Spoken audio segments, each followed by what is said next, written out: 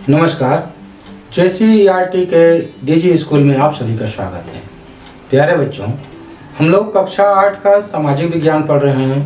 पुस्तक का नाम है हमारे संसाधन और अध्याय 4 जिसका नाम है कृषि। पिछले 2 वीडियो में हम लोगों ने क्या कुछ पढ़ा है अभी देखेंगे और आज हम लोग इस पाठ का तीसरा भाग पढ़ेंगे। बच्चों, पहले और दूसरे भाग में आप लोगों ने क्या क्या पढ़ा है वो बाईं ओर दी गई है, जिसे आप देख सकते हैं। और वीडियो के इस भाग में आप लोग क्या पढ़ेंगे वो मैं आपको बता रहा हूँ। बच्चों, मुख्य फसलें के अंतर्गत हम लोग मक्का, कपास, पटसन, कॉफ़ी, चाय, इन सब के उत्पादन के भौगोलिक दशा और इसके उत्पादक देश कौन कौन से हैं ये हम लोग पढ़ेंगे। बच्चों, जितने भी फसलें इसमें दी गई है इसके 2 ही बिंदु हैं। एक तो आपको जानना है कि इसके उत्पादन के भौगोलिक दशा कौन कौन से हैं और दूसरी बात इनका उत्पादन या खेती विश्व में कहाँ कहाँ होती है और भारत में कहाँ कहाँ होता है। तो बच्चों, शुरू करते हैं सबसे पहले मक्का से, जिसे हम लोग मकई भी कहते हैं। चित्र आप देख रहे हैं, आप समझ रहे हैं कि मक्का हम लोग किसे कहेंगे। मक्का का मूल स्थान मैक्सिको है। मूल स्थान कहने का अर्थ है कि सर्वप्रथम मक्का की खेती मैक्सिको में होती थी और वहीं से धीरे धीरे ये पूरे विश्व में फैल गई है। बच्चों, यह मुख्यतः उपोष्ण कटिबंध का पौधा है। आप ग्लोब में देखिए कि किस भाग को हम लोग उपोष्ण कटिबंध कहते हैं। तो यहाँ आप समझ लीजिए कि इन्हीं भागों में मकई की खेती अच्छी तरह से होती है। अब हम लोग मक्के की खेती के भौगोलिक दशा के बारे में जान लेते हैं। बच्चों, मक्का के लिए 18 से 27 डिग्री सेंटीग्रेड तापमान चाहिए और 60 से 100 सेंटीमीटर वर्षा चाहिए। इसके लिए बलुई मिट्टी तथा अधिक धूप उपयुक्त है, मतलब ठीक होता है। बच्चों, उत्पादक देश के बारे में जानेंगे। मक्का की कृषि लगभग संपूर्ण विश्व में की जाती है। आगे मानचित्र में देखेंगे कि विश्व में मक्का की खेती कहाँ कहाँ होती है। बच्चों, भारत में चावल तथा गेहूं के बाद यह तीसरा प्रमुख खाद्य फसल है। मतलब हम लोगों ने पढ़ा कि सबसे मुख्य फसल हम लोगों का चावल है और चावल के बाद फिर दूसरा खाद्य फसल गेहूं है और ये मकई जो है ये तीसरा खाद्य फसल है। तो सर्वप्रथम हम लोग देखें कि विश्व के मक्का उत्पादक देश कौन कौन से हैं। USA, चीन, ब्राज़ील, मैक्सिको, भारत, दक्षिण अफ्रीका, अर्जेंटीना, ये सारे देश विश्व के मक्का उत्पादक देश हैं। अब देखें भारत के मक्का उत्पादक राज्य कौन कौन से हैं। बच्चों, भारत में आंध्र प्रदेश, कर्नाटक, राजस्थान, मध्य प्रदेश में इनकी खेती होती है। अब बच्चों, कपास की खेती के बारे में हम लोग जानते हैं। कपास जो है वो रेशे वाली फसल है।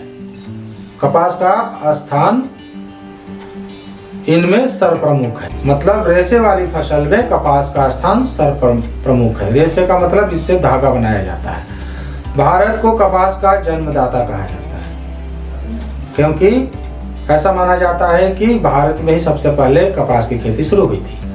कपास एक नकदी फसल है, मतलब कपास की खेती नकद कमाने के लिए, इनकम के लिए किया जाता है।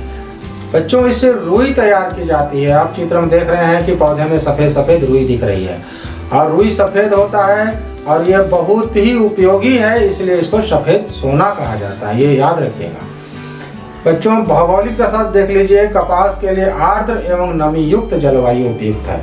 मतलब वातावरण में पानी का अंश होना चाहिए। इसके लिए 24 डिग्री सेंटीग्रेड तापमान और 60 से 100 सेंटीमीटर वर्षा होनी चाहिए। काली एवं जलोढ़ मिट्टी इसके लिए उपयुक्त है। पाला रहित दिन और तेज चमकीली धूप उत्पादन की आदर्श स्थिति होती है। बच्चों, विश्व में कपास का प्रमुख उत्पादक देश संयुक्त राज्य अमेरिका, चीन, भारत, पाकिस्तान, ब्राजील, मिस्र आदि है। कपास के उत्पादन के लिए भारत के दक्कन लावा पठार की काली मिट्टी सर्वोत्तम है और इसी कारण इसे काली कपासी मिट्टी भी कहते हैं। आगे हम लोग मानचित्र में देखेंगे कि भारत में कपास के उत्पादक देश कौन, भारत में कपास का प्रमुख उत्पादक राज्य कौन कौन से हैं। बच्चों जानने जोगे बात हम देख लीजिए कि आज़ादी के पहले से ही भारत कपास और जूट का बड़ा उत्पादक देश था। आज़ादी के पश्चात कपास और जूट उत्पादन का बड़ा हिस्सा पाकिस्तान और बांग्लादेश चला गया। नकदी फसल है, इसे सफ़ेद सोना कहते हैं, और ये काली कपासी मिट्टी कहलाता है। ये सब बातें याद रखने की है। बच्चों को हम लोग विश्व में कपास का प्रमुख उत्पादक देश को देख लेते हैं। यहाँ पर संयुक्त राज्य अमेरिका, चीन, भारत, पाकिस्तान, ब्राज़ील, इजिप्ट यानी कि मिस्र, ये सब विश्व में कपास का प्रमुख उत्पादक देश हैं। अब भारत हम देख लेते हैं कौन कौन से राज्य में कपास की खेती होती है। तो सबसे पहले महाराष्ट्र, फिर गुजरात, पंजाब, तमिलनाडु में इनकी खेती होती है।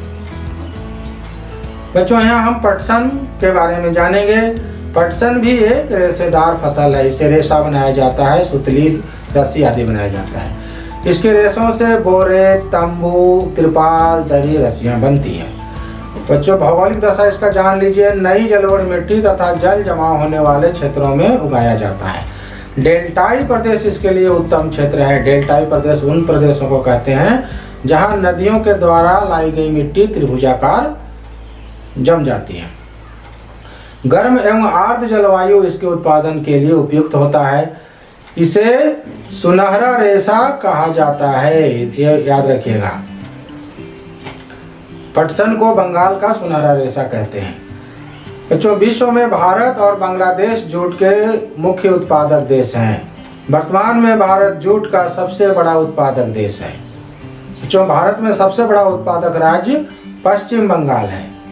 तो आइए हम देख लें विश्व और भारत में कहाँ कहाँ इसकी खेती होती है।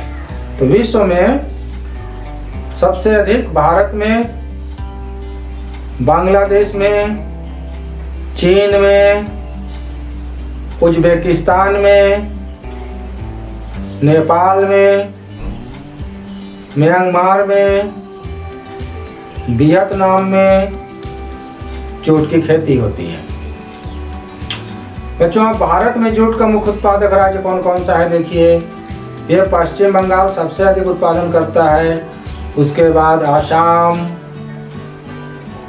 उड़ीसा और बिहार में जूट की खेती होती है।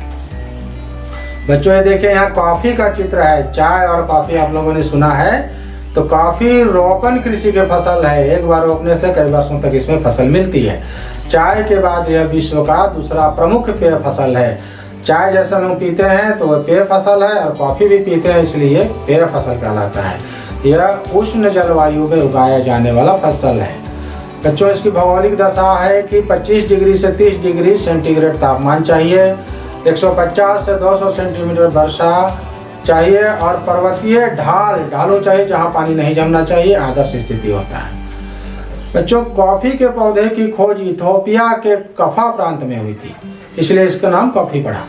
कॉफ़ी में कैफीन नामक तत्व पाया जाता है। ऐसा माना जाता है कि ये तत्व शरीर में स्फूर्ति लाती है, लेकिन ये शरीर में अगर जमता है तो ये ऐसा कहा जाता है कि हानिकारक भी होता है। इसलिए बहुत ज़्यादा चाय कॉफ़ी का सेवन नहीं करना चाहिए। ब्राज़ील को विश्व का कॉफ़ी का कटोरा कहा जाता है, इस बात को भी याद रखिएगा। अब आइए आगे हम देख लें विश्व में कॉफ़ी की खेती कहाँ कहाँ होती है। तो बच्चों सबसे पहले ये ब्राज़ील में होती है, फिर कोलंबिया में कॉफ़ी की खेती होती है, भारत में, मैक्सिको में, वियतनाम में, इथोपिया में, इंडोनेशिया में कॉफ़ी की खेती होती है। जब भारत में कॉफ़ी का उत्पादन कहाँ कहाँ होता है देखिए, ये कर्नाटका में, केरल में और तमिलनाडु में कॉफ़ी उत्पादन किया जाता है।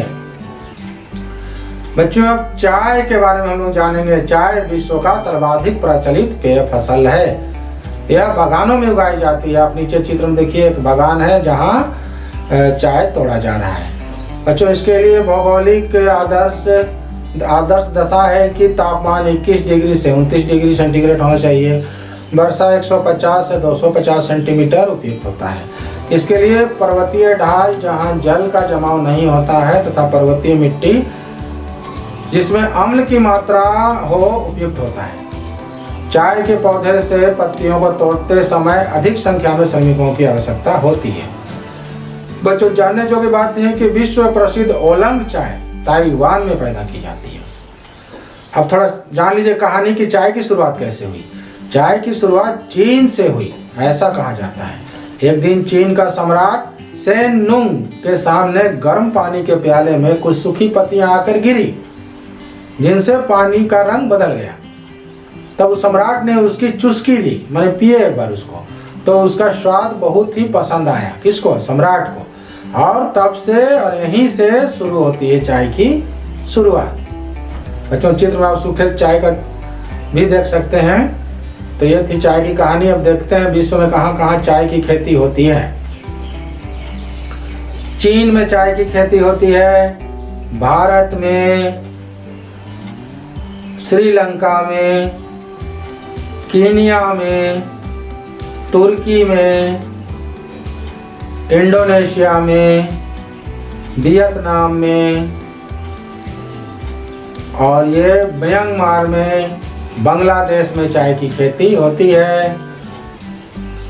बच्चों, अब भारत में देखिए चाय का उत्पादन कहाँ कहाँ होता है। आसाम में सबसे ज़्यादा चाय की खेती होती है। इसके बाद पश्चिम बंगाल में चाय की खेती होती है, तमिलनाडु में चाय की खेती होती है, यहाँ त्रिपुरा है, त्रिपुरा में चाय की खेती होती है, केरल में चाय की खेती होती है। तो बच्चों, ये थे भारत में चाय के उत्पादक राज्य। तो आप लोगों ने देखा कि यहाँ जब फसलों की जो जानकारी दी गई उसमें बताया गया कि किस फसल को क्या कहते हैं और ये इसका भौगोलिक दशा क्या है, किन भौगोलिक दशा में अच्छी तरह से इसकी खेती हो सकती है, और विश्व में कहाँ कहाँ पाया जाता है, भारत में कहाँ कहाँ पाया जाता है। तो बच्चों, आप इसको ध्यान से पढ़िएगा, पुस्तक में लिखने का अभ्यास जारी रखिएगा, खेलिएगा और खुश रहिएगा। धन्यवाद बच्चों।